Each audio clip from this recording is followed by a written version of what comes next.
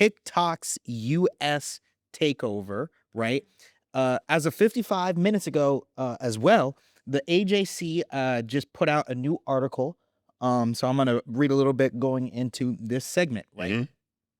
Tech giant Oracle will spearhead U.S. oversight of the algorithm and security underlining TikTok's popular video platform under the terms of a deal laid out this week by President Donald Trump's administration.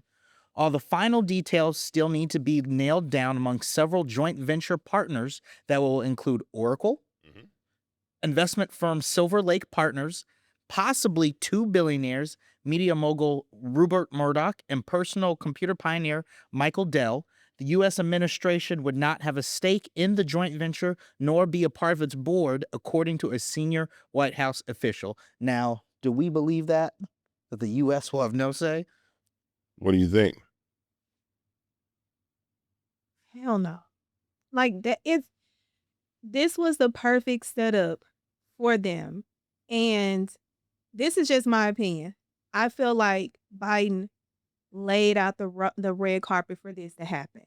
And with Trump coming in, and he's already talking, he didn't like TikTok back then because TikTok was what really led to all of the information coming out during the election run. It was not Facebook controlling the narrative like they did in the 2016 election. So he had a bone to pick with TikTok. So he put that pressure on. Of course, when we had the big issue with it going black, everybody's in a panic because TikTok became the top money generator for a lot of individuals who no longer had to punch into a 9 to 5. So with this happening, and on the legal side, it is very scary because one, they get to track you legally and you have no control over what they're doing with your information, what they're doing with your data. And on the legal side, when you talk about subpoena, they can go and get your records and what you're doing, and you would never have to know it. TikTok has the way TikTok is right now. There are different avenues and measures you have to go through on the legal side. But now, with it merging to the U.S., you don't have control over your algorithm. You don't have control over who your information is being shared to.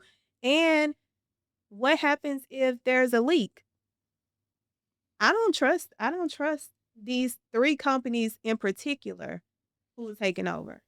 So I want to jump in and say that initially, like Oracle, A16Z, Silver Lake Partners were the ones that were supposed to be acquiring TikTok. China would have 19.9% ownership of TikTok, this new version of TikTok.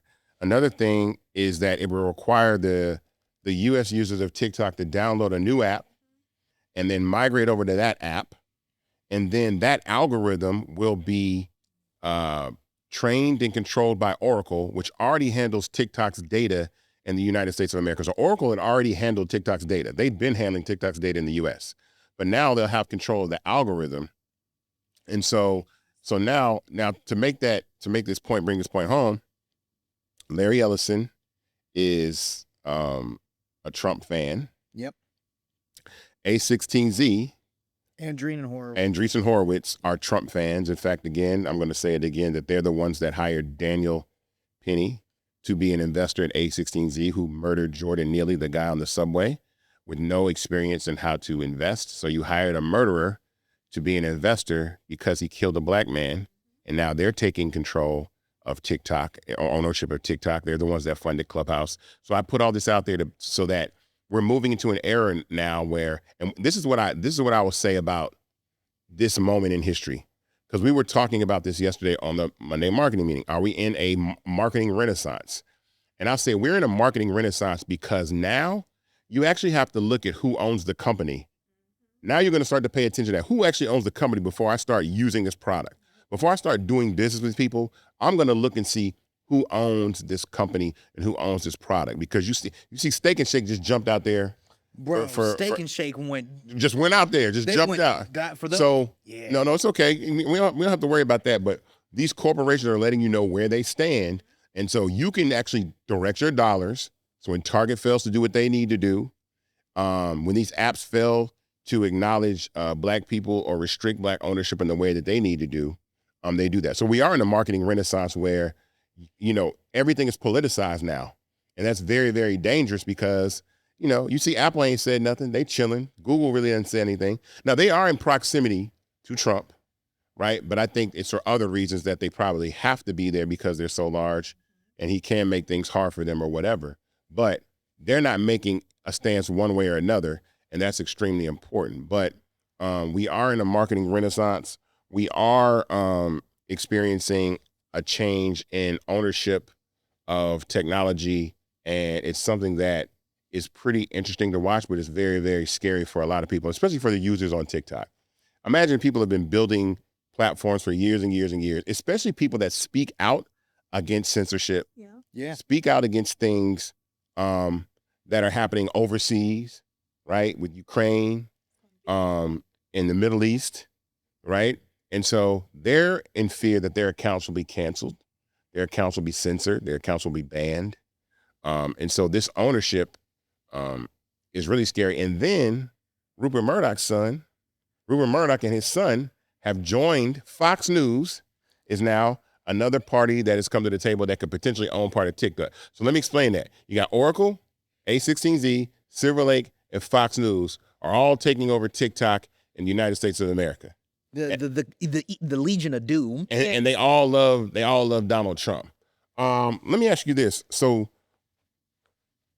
what do you think from a legal perspective that does for the users on the app? Like, I guess there is, I don't know. You tell me what you would do if you were on TikTok. Well, what I've told the TikTokers to start doing is finding a creative way to get around the censorship, because there's a way that you can get around it. You just have to be creative, whether it's not necessarily mentioning the obvious, Right. because people know the obvious. So you have to go into your creative bag. Like for me, I'm very clever. When I was going up against someone, instead of calling them by name, I called them by their character, like the leprechaun and the demon. Like you know exactly who these people are. Like, I don't know who that is, but go ahead. because the leprechaun is short and green, and the demon is look like the devil. So you got to get clever in how you identify these people, because your message can still be pushed to the masses outside of the censorship. But if you get clever now, they won't be able to navigate towards your trying to censorship you, because now you figured out a way, whether it's you saying something that's clever or taking their words and using it against them in a way that now redirects, because if they see their face and they're like, oh, this is one of us, they think you agree with it when you really not, and you bring in awareness like, this is a contradiction. So you really got to get clever right now in order to get ready for the censorship that is taking over. Let me ask you this. Could this move trigger creators to join other platforms that they feel are not politically controlled? Absolutely. I see it all the time now, especially on TikTok. They're trying to figure out, okay, well, where we're going to go, what we're going to do. And even on a lot of my posts, and when I mention fan base, I get a lot of people in the comments, well, I'm finna go download fan base. I'm finna do this, because they understand the end is coming. The end, as you knew TikTok to be, is no longer. You just got to come to terms with that. And I think the term started in January.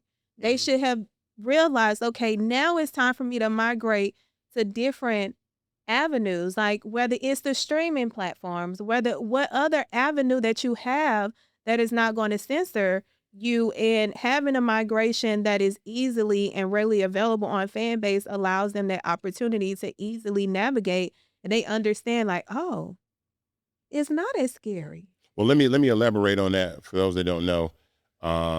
We built a migration tool that allows any user to take their content off of TikTok and import it into Fanbase. It takes your captions, it takes your bio, it takes your profile picture, and it imports it over to Fanbase. And so if you are worried about what's going to happen with TikTok and this transition, you can migrate your content to Fanbase and do that. And in fact, in the beginning of the year when this happened, I feel like we had, I don't know how many, we had like, it was like 4 million people. I can't remember how many people came over in a really short amount of time.